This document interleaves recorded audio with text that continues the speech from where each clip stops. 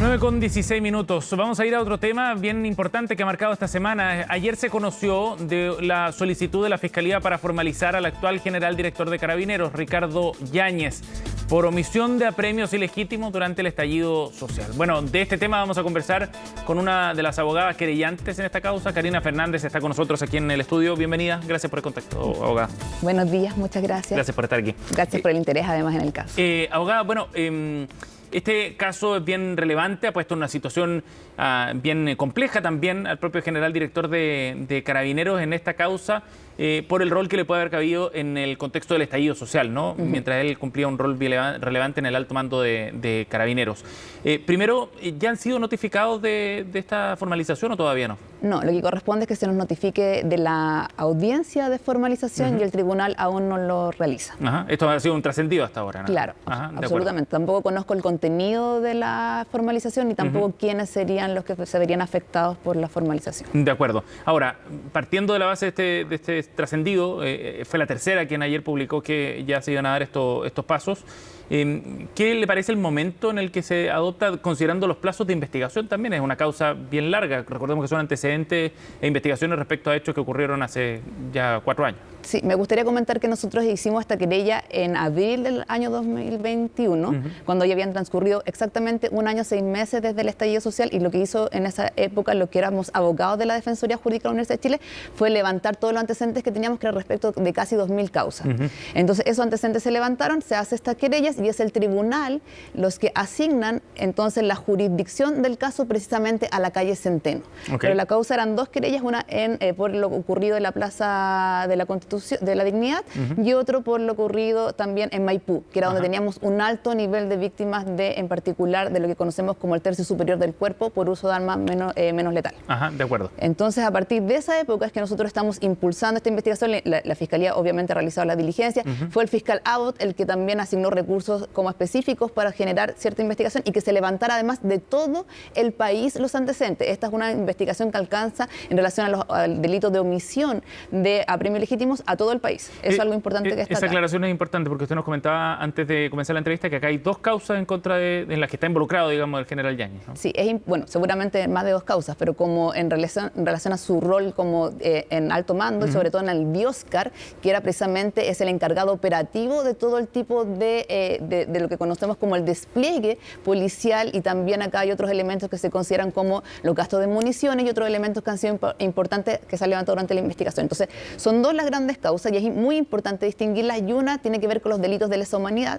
Fueron otros querellantes que impulsaron esa querella, y en ese momento el fiscal Abbott designó a la fiscal regional Peribanci de Valparaíso, que después de que ella se hace cargo del caso Dominga, porque ahí también viene el expresidente Piñera en esa causa también investigado, entonces esa causa pasa después finalmente al fiscal Armendáriz en ese contexto. Pero me gustaría mencionar que son 2 querellas distintas, por hechos distintos, de envergaduras de investigaciones también distintas, pero que las 2 no fueron iniciadas por la propia Fiscalía, sino que fue un sistema de distribución de casos el que las asigna. De acuerdo. Y en el caso en particular del que hemos tenido noticia esta semana, eso tiene que ver por la eventual omisión de Ricardo Yáñez en ese contexto. Sí, ¿cierto? Lo que se está hablando de esta formalización, que todavía nosotros como querellantes no tenemos la resolución del tribunal, es respecto de la querella que nosotros iniciamos, que es justamente contra el alto mando. Sería bueno precisar cuál es el rol que le compete al general director de Carabineros en esa causa, abogada, si nos puede explicar. Ahí lo que nosotros solicitamos y la investigación que se ha desarrollado, que es muy, digamos, porque tú ahora los titulares leías también al respaldo de, ¿cierto?, la clase política hacia, de un sector, claro, hacia de la oposición en particular. Al general director, y creo que acá es importante mencionar que es importante que se conozcan los antecedentes. Acá los antecedentes son cuantiosos, son de gran envergadura, aquí existe también un rigor con el que has analizado la prueba, y justamente tiene que ver con su rol, como te decía yo, a cargo de la dirección operativa de Carabineros, que tiene que ver con lo que ocurrió entre octubre del 2019 y marzo del 2020, en cómo se hicieron las distribuciones, los despliegues policiales, lo que te mencionaba yo de gastos de municiones, lo que pasó operativamente en las calles. Exacto. También, por ejemplo, donde existían las denuncias de las personas respecto de distintas acciones o delitos que estaban perpetrando, y donde respondió la policía respecto de esas denuncias, son aspectos que se están analizando y que seguramente son los que generado la formalización. ¿Y a dónde apuntan ustedes con el rol que tuvo el general director Yáñez en ese momento a cargo de la Dioscar? Precisamente en eso, en un cargo de general, de distribución de funciones, de despliegue policial, de despliegue operativo. ¿Y a qué se refieren con la omisión? A que justamente lo que establece el Código Penal en el 150D tiene que ver con lo que debiendo hacer y conociendo cierta información y cierto, por ejemplo, número de víctimas que estaban ocurriendo en determinados lugares, cómo reaccionó y qué medidas tomó. Por eso acá elementos también importantes son las comunicaciones. ¿Qué comunicaciones existieron entre los policías? ¿Qué es lo que se estaba transmitiendo en diversas redes de comunicación, tanto de las propias policías en WhatsApp, por ejemplo, o en otros temas de comunicaciones internas de Carabineros? ¿Qué era lo que el alto mando conocía desde la calle Centeno y sobre todo desde el recinto de las operaciones centrales de Carabineros? Es algo importante, se han realizado diversas diligencias. ¿Por qué es relevante eso? Porque eso es lo que nos permite conocer el despliegue, pero respecto de la omisión es muy importante saber qué es lo que el alto mando conocía cuando toma ciertas decisiones. Es decir, cómo actuó frente a determinada información. Sí, y en particular de determinada información que tiene que ver con el daño que sufrían personas en el tercio superior de su cuerpo. ¿Y por qué es tan importante el tema del tercio superior del cuerpo? Y también es tan importante el que hablemos de armas menos letales, porque las armas menos letales tienen una forma, un rigor distinto en su utilización, en sus protocolos de uso. Todos los policías en Chile tienen derecho a usar armas, ¿cierto? Sí. No todos tienen derecho a usar armas menos letales. Tienen un protocolo distinto, una formación distinta, y todos esos son aspectos que se han ido analizando a lo largo de esta investigación, en la que además me gustaría recordar que el general Yáñez no ha colaborado. O sea, fue citado en diversas, o por lo menos ocho oportunidades, que fue lo que nosotros discutíamos en marzo. Él no se presentó reiteradamente a declarar, no colaboró con la investigación y finalmente ahora, después de una serie de dilaciones que también nosotros señalamos en esta causa como obstáculos a la investigación misma, él en noviembre rechazó declarar, afirmando que además con una carta, un documento de otro general, que él tenía que cumplir funciones en el extranjero a nombre de Chile y por eso no podía participar. Pero esto ¿Qué revela eso, abogada? La forma en la que ha participado la investigación el general Yáñez.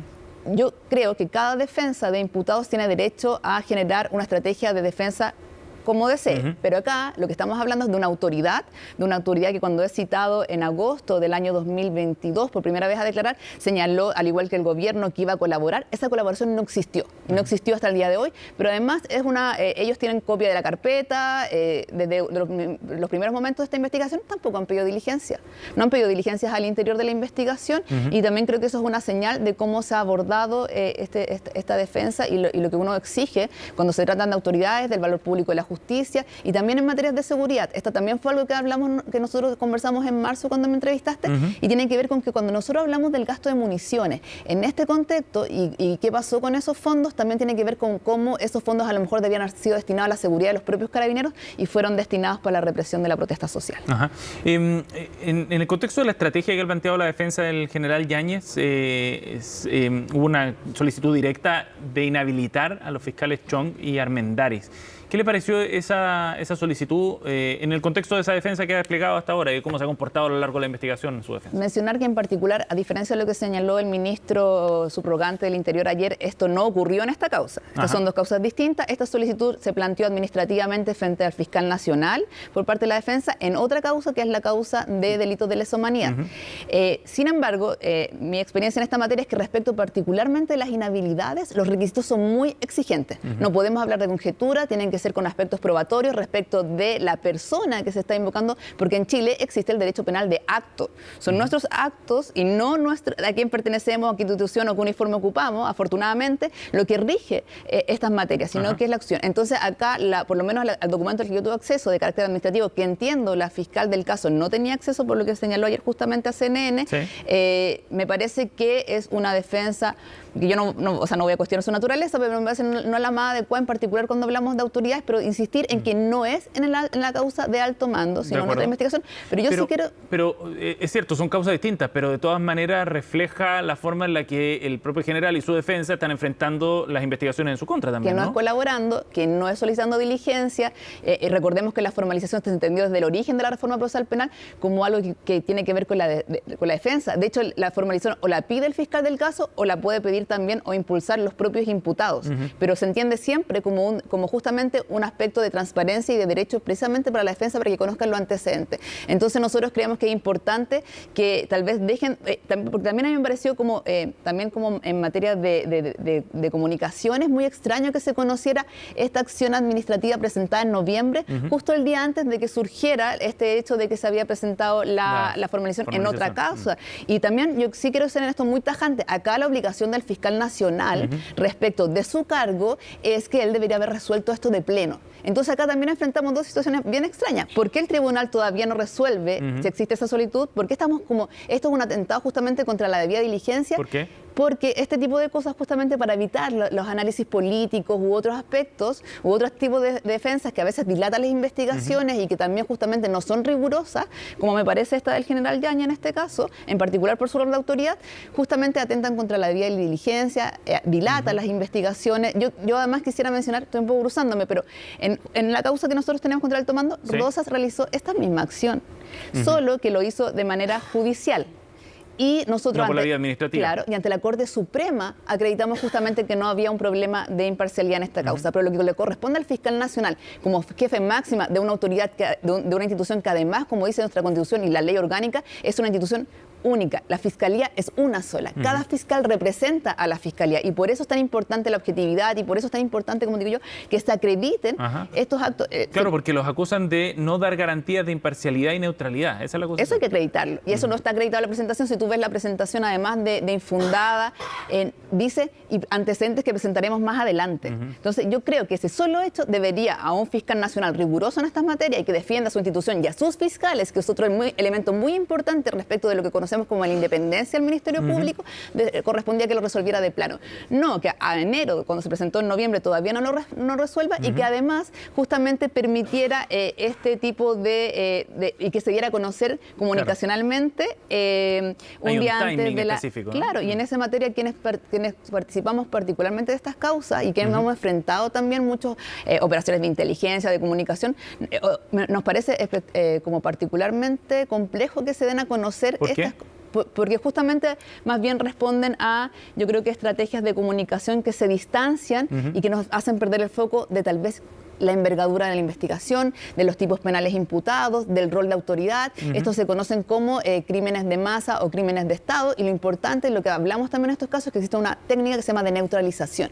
Entonces acá lo que se está neutralizando es a los fiscales que están a cargo de esta investigación, que no llegaron, como te mencionaba yo, de oficio, sino que justamente fueron resoluciones de tribunales, en particular en el caso del Alto Mando, el que realiza esta designación y en el caso de lesa humanidad, el fiscal nacional anterior. Entonces yo creo que acá lo importante es emplazar al fiscal nacional que deje de responder tal vez a los actores políticos que lo nombraron en su cargo y que responda a la institución que dirige. Porque defender a la fiscalía también, y nosotros como defensores de derechos humanos también a nivel internacional, sostenemos que las fiscalías como altas magistraturas es muy importante defender su independencia y su autonomía. Abogada, ahora hablando del contexto político, la situación de Ricardo Yáñez, del general director, se da en un escenario bien complejo, donde los temas de seguridad están sobre la mesa como uno de los asuntos prioritarios para la ciudadanía, donde estamos viviendo lo que muchos definen como una crisis en materia de seguridad y queda en tela de juicio el propio general director. Pero al mismo tiempo también está la presión respecto al rol que está cumpliendo hoy día, ¿no? A cargo de la institución que está comandada para mantener el orden público. De hecho, desde el Congreso llega este respaldo al general director Ricardo Yáñez en ese contexto, ¿no? O sea, en una suerte de persecución política contra Ricardo Yáñez. El senador Rojo Edwards lo planteaba en esos términos, por ejemplo. Dejen de perseguir a carabineros y persigan a los delincuentes, decía ayer, por ejemplo. Sí, esa es una discusión que siempre se plantea en estos temas. Yo creo que también es importante destacar el rol que tienen las policías como auxiliares, además del Ministerio Público. Por eso este debate también es particularmente complejo. Por eso creo que lo que el general hace lejos, con su defensa, digamos, no colabora en nada justamente a estos aspectos de seguridad, a un debate de investigación. Pero también es importante que nosotros no naturalicemos los delitos en los que participan o las investigaciones que se investigan, delitos donde participan agentes estatales. En esos casos deberíamos ser más rigurosos, más cuidadosos y no simplemente, como te mencionaba yo, usar una estrategia que es de conocida en nuestra región, que es la de la neutralización. Lo que debíamos hacer es justamente ponernos todo detrás de esta investigación, que se pueda realizar esta audiencia de formalización donde veamos efectivamente los antecedentes que la Fiscalía está arreglando, lo que nosotros como creyentes tenemos, y que discutamos también lo que decía yo, los impactos en seguridad de lo que significó el gasto de municiones u otros aspectos operativos durante el contexto del estallido social. Solo terminar que justamente Martin Luther King hace 70 años señalaba que un hecho que impacta directamente a uno impacta indirectamente a todos. Y justamente eso es lo que tenemos que analizar cuando analizamos este tipo de participaciones de autoridades en delitos como esto, que afecta también la seguridad en el tema de gastos, pero también respecto, como decía yo, de la colaboración con las investigaciones de estas causas. Acá hubo ninguna colaboración, y creo que en ese punto debería centrarse hoy día el ministro subrogante del Interior y el gobierno. Abogada, gracias por haber venido al estudio. Muchas gracias. Muy amable.